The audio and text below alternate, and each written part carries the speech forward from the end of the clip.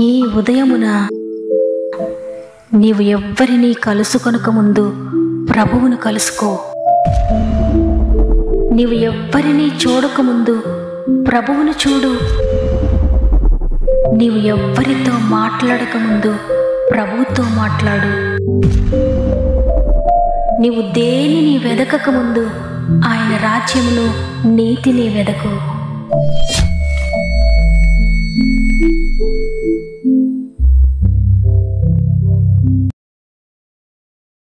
Praise the lord.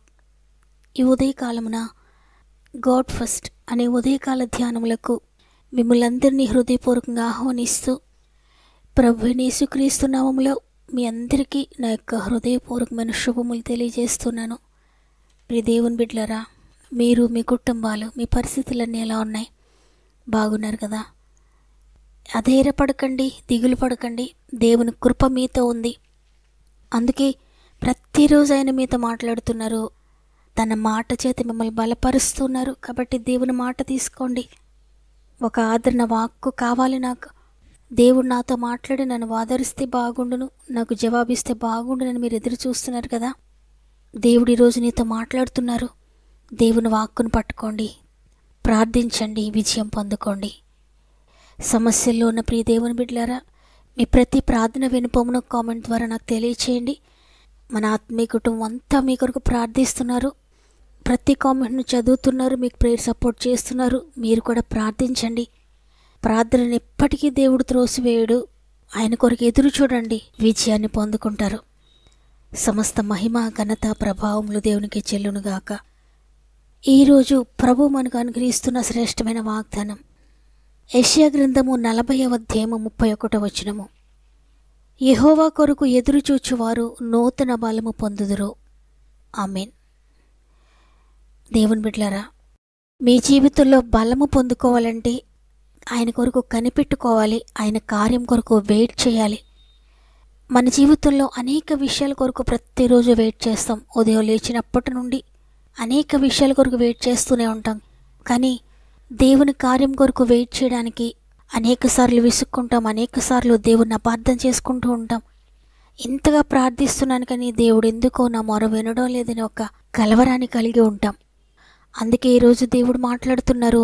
నా కొరకు ఎదురు చూచేవారు ఎప్పటికీ కూడా బలహీనులుగా ఉండరు, తప్పక బలము పొందుకుంటారు. నూతనమైన కార్యములు వారు చూస్తారు, నూతనమైన బలమును వారు పొందుకుంటారని దేవుడు వాగ్దానం చేస్తున్నారు. ఎందుకంటే బలమును అనుగ్రహించడానికి ఆయన శక్తిహీనుడు కాదు, బలవంతుడైన దేవుడని ఆయన కొరకు వ్రాయబడి ఉంది. బలము తనదని ఆయన ఒక్కమారు సెలవిచ్చారు, 2 మార్లు ఆ మాట భక్తునికి వినబడింది. అంటే బలము కేవలము కూడా దేవుని దగ్గర నుంచి రావాలి. ఆయన మాత్రమే నీకు బలం అనుగ్రహించాలని ఈ వాక్కు తెలియచేస్తుంది. అయితే ఎవరు ఆ బలాన్ని పొందుకుంటారంటే ఆలస్యమైన, కష్టంగా ఉన్న, నష్టపోతూ ఉన్న, పరిస్థితులన్నీ తారుమారైపోతూ ఉన్న, పరిస్థితులన్నీ అననుకూలంగా ఉన్నా, ఏం చేయాలో తోచని స్థితిలోనికి వెళ్ళిపోతూ ఉన్నా, అనేక దినములు గడిచిపోతూ ఉన్నా కూడా దేవుని కొరకు ఎవరైతే నిరీక్షణతో ఎదురు చూస్తారో, నా జీవితంలో నా దేవుడు ఏం చేసినా పర్వాలేదు, ఆయన చేసేది ఆయన చిత్తమే నాకు కావాలి, ఆయన ఏది చేసినా నా మంచి కొరకే చేస్తారు, ఆయన చిత్తమే నా జీవితంలో జరగాలని డెడ్ కండిషన్లో కూడా, మరణ పడక పైన కూడా నీవు నిరీక్షణ కోల్పోకుండా, విశ్వాసాన్ని విడిచిపెట్టకుండా దేవుని కొరకు ఎదురు చూస్తే తప్పక మృతులను సజీవులుగా చేసే దేవుడు, లేని వాటిని ఉన్న వాటిగా పిలిచే దేవుడు, నూతన జీవాన్ని, నూతన కార్యములను ఆయన చేస్తాడు. చాలాసార్లు వెయిటింగ్ అనేది చాలా కష్టంగా ఉంటుంది. వెయిట్ చేసి చేసి కార్యం జరగకపోతే జీవితంలో అన్నీ కోల్పోయినట్లుగా అనిపిస్తుంది. ఎందుకే జీవితం అనిపిస్తుంది? దేవుడు ఎందుకు కార్యం చేయలేదు? దేవుడు ఎందుకు ఈ విధంగా చేశాడు? దేవుడు ఎందుకు ఈ జీవితంలో ఈ భయంకర పరిస్థితి నాకు ఇచ్చాడు? ఇక నేను ఎలా బ్రతకాలి అనే ఒక ప్రశ్న కలుగుతుంది. దేవుణ్ణి ప్రశ్నిస్తూ ఉంటాం, ఎందుకయ్యా, ఎందుకయ్యా, ఎందుకు తండ్రి ఈ విధంగా చేశారు, ఎందుకు నా జీవితం ఎలాగైంది అని. కానీ నువ్వెన్నిసార్లు ప్రశ్నిస్తున్నావో ప్రశ్నలన్నిటికీ కూడా జవాబు ఒక గొప్ప ప్రణాళిక ఆయన దగ్గర ఉంది నేను గూర్చి. నీవు నిజంగా ఆయన కొరకు ఎదురు చూస్తే, ఆయనపై ఆధారపడితే నీ కొరకు ఆయన గొప్ప ప్రణాళిక కలిగి ఉన్నాడు. ఆ ప్రణాళిక ప్రకారంగానే నీ జీవితంలో అన్నీ జరుగుతున్నాయి. యెహోవా కొరకు ఎదురు చూచేవారు నూతన బలం పొందుకుంటారు. అలయక పరిగెత్తుతారు, సొమ్మసిల్లిపోరు. అంటే ప్రస్తుతం నీ పరిస్థితి సొమ్మసిల్లిపోయేటట్టుగా ఉన్నా, ఏది ఎలా ఉన్నా అది మ్యాటర్ కాదు. ఎటువంటి కష్టం ఉన్నా, ఎటువంటి బాధ ఉన్నా దేవునిపై నమ్మకం పెట్టుకుంటే, ఆయన కొరకు ఎదురు చూస్తూ ఉంటే వారు సొమ్మసిల్లరు, అలసిపోరు, ప్రతి దానిలోనూ కూడా విజయం పొందుకుంటారు. బలవంతుడైన దేవునికి నిన్ను నీవు అప్పగించుకుంటే బలహీనమైన నిన్ను బలవంతురాలుగా చేస్తాడు, బలవంతునిగా చేస్తాడు. బలవంతుడైన దేవుడు అంటే ఆయన ఎన్నో యుద్ధాలు చేసి జయించలేదు, కానీ ఆయన తన శరీరాన్ని జయించాడు. శరీరాశ, నేత్రాశ, జీవపు డంబములను జయించాడు. ఆయన మనలాంటి శరీరాన్ని కలిగి ఉన్నాడు. 2000 సంవత్సరాల క్రితము ఆయన ఈ భూలోకానికి మానవ శరీరాకారంతో వచ్చాడు. సంపూర్ణ మానవుడిగా, సంపూర్ణ దేవునిగా ఆయన ఈ లోకంలో జీవించాడు. ఆయన శరీరాన్ని, ఆయన శరీర కోర్కెలను అన్నిటిని కూడా ఆయన జయించాడు. ఎవరైతే విశ్వసిస్తారో వారు కూడా అటువంటి జయాన్ని పొందుకుంటారు, అటువంటి బలాన్ని పొందుకుంటారు. ఈరోజు శుభవార్త ఏంటంటే, శరీర శక్తులతో, వ్యసనాలతో ఒకవేళ మీరున్నారేమో, మీ శరీరంలో ఉన్న ప్రతిదాన్ని కూడా ఆయన ఫ్రీజ్ చేస్తాడు. అది మహా సంతోషకరమైన శుభవార్త. అటువంటి బలమును దేవుడికి అనుగ్రహిస్తాడు ఆయన కొరకు ఎదురు చూస్తే. ఎందుకంటే ఈ లోకంలో అన్ని శ్రమల కంటే, అన్ని కష్టాల కంటే, అన్ని శోధనల కంటే ప్రధాన శత్రువు, ప్రధాన శోధకుడు మన శరీరమే. ఆ శరీరాన్ని కనుక మనం జయిస్తే దేవుడు అన్ని విషయాల్లో కూడా జయమును అనుగ్రహిస్తాడు. ఆ శరీర శక్తిని జయించడానికి బలవంతుడైన దేవుడి లోకానికి వచ్చాడు. ఆయన బలవంతుడు, మనల్ని కూడా బలవంతులుగా చేస్తాడు. శరీరాన్ని త్రొక్కి పెట్టడానికి మనకి కూడా దేవుడు బలమును అనుగ్రహిస్తాడు, మనలను బలవంతులుగా చేస్తాడు. కాబట్టి ఈరోజు ఈ మాటలు వింటున్న ప్రియ సహోదరి, ప్రియ సహోదరుడా, నీ శరీరాన్ని జయించడానికి నీకు బలం లేదా? వ్యసనాలను జయించడానికి నీకు బలం లేదా? ఈ శరీర కార్యాల్లో తప్పిపోతున్నావా? శరీర విషయంలో తప్పిపోతూ ఉన్నారా? విశ్వాసంతో దేవుని వైపు చూస్తే తప్పక ఆయన బలం నీకు దొరుకుతుంది. నువ్వేది చేయలేకపోతున్నావో, ఎక్కడ బలహీనంగా ఉన్నావో అది దేవుడే నీ చేత చేయిస్తాడు. నీవు ఆయన మీద ఆశ పెట్టుకొని ఆయన కొరకు ఎదురు చూస్తే తప్పక నూతన జీవితాన్ని పొందుకుంటావు, నూతన బలాన్ని పొందుకుంటావు. కాబట్టి ఈరోజు మనందరం కూడా, అయ్యా నువ్వు మహాబలవంతుడవు, నేను మహాబలహీనుడను, బలహీనురాలను, ఏం చెయ్యాలో నాకు తెలియదయ్యా, నీ బలము నాకు అనుగ్రహించండి. నీ బలము చేత ఏది చెయ్యాలో నాకు తెలియచేయండి. ఏం మాట్లాడాలో తెలియదయ్యా, బలహీనుడన్నాయన, బలహీనురాలన్నాయన, నీ బలమును అనుగ్రహించండి అయ్యా. నేను మాట్లాడతాను నీ చిత్త ప్రకారంగా, నీ శక్తి కలిగిన మాటలు నా నోట్లోనే మాట్లాడతాను. అనేక మందికి ఆశీర్వాదకరమైన మాటలు నేను మాట్లాడతానయ్యా అని దేవునికి సమర్పించుకుందాం. ఆత్మలో బలహీనంగా ఉన్నవా? దేవునిపై ఆధారపడు, నూతన ఆత్మ బలాన్ని పొందుకుంటావు. శారీరకంగా బలహీనంగా ఉన్నావా? దేవుని కొరకు ఎదురు చూడు, నీ శరీరం బలం పొందుకోబోతుంది. బలవంతురాలుగా నేను చేయబోతున్నాడు ఆయన, బలవంతుడిగా చేయబోతున్నాడు. ఒకవేళ మానసికంగా బలహీనంగా ఉన్నావా? దేవునిపై ఆధారపడు, ఆయన కొరకు ఎదురు చూడు, నూతన బలాన్ని పొందుకుంటావు, నూతన ఆరోగ్యాన్ని పొందుకుంటావు, నూతన మానసిక శక్తిని పొందుకుంటావు. నీ యొక్క కృంగుదల, నీ యొక్క అవిశ్వాసము, నీ యొక్క బలహీనతలన్నీ కూడా ప్రభువు తీసివేసి గొప్ప బలాన్ని, గొప్ప ధైర్యాన్ని ఇవ్వబోతున్నాడు. శరీర కోరికలను, శరీరాన్ని జయించగలిగిన వారు ఈ లోకంలో ఎవ్వరు కనబడరు మనకి, కానీ ప్రభు చేసి చూపించారు. ఆయన తన శరీరాన్ని జయించి చూపించారు. ఆయన యందు నమ్మిక ఉంచేవారు వారు కూడా అట్టి విధమైన బలాన్ని పొందుకుంటారు, అట్టి విధమైన శక్తిని పొందుకుంటారు. అందుకే ప్రభు ఈరోజు మాట్లాడుతున్నారు, యెహోవా కొరకు ఎదురు చూచేవారు నూతన బలం పొందుతారు అని. కాబట్టి ఈరోజు ఈ మాటలు వింటుంటే మీరు బలహీనంగా ఉంటే భయపడకండి, వ్యసనాల్లో ఉంటే భయపడకండి, ఇంకా ఆత్మీయంగా పడిపోతూ లేస్తూ పడిపోతూ ఉంటే భయపడకండి. దేవుడు నీకు బలమును అనుగ్రహిస్తాడు. ఆయన శక్తి కొరకు ఎదురు చూడంతే. బలహీనంగా ఉన్నప్పుడు ఆయన సన్నిధిలో మోకరించు, అయ్యా నేను బలహీనురాలనైపోతున్నాను, నీ బలము నాకు కావాలయ్యా, నన్ను బలపరచండి అని ఆయనపై ఆధారపడు. ఆత్మీయంగా, శారీరకంగా, మానసికంగా, ఆర్థికంగా అన్ని విషయాల్లో కూడా నీవు బలం పొందుకుంటావు. కాబట్టి ఈరోజు దేవుని బలం కొరకు ఎదురు చూద్దాం.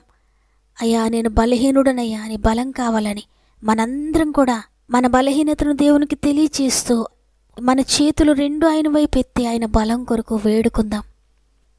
బలహీనతలో ఫలహీనతలో అతిశయముందిదా నీ కృపలో, బలహీనతలో ఫలహీనతలో అతిశయముందిదా నీ కృపలో, పాడేద దేవా మనసారా, పాడేద దేవా మనసారా, కొనవు పిరిదాకా. వేదనలోనైనా శోధనలోనైనా, వేదనలోనైనా శోధనలోనైనా,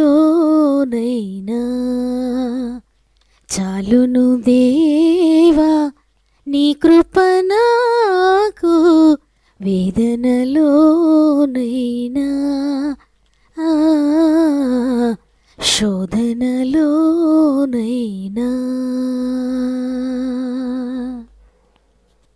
ప్రేమగల తండ్రి, నీకు వందనాలు నాయనా.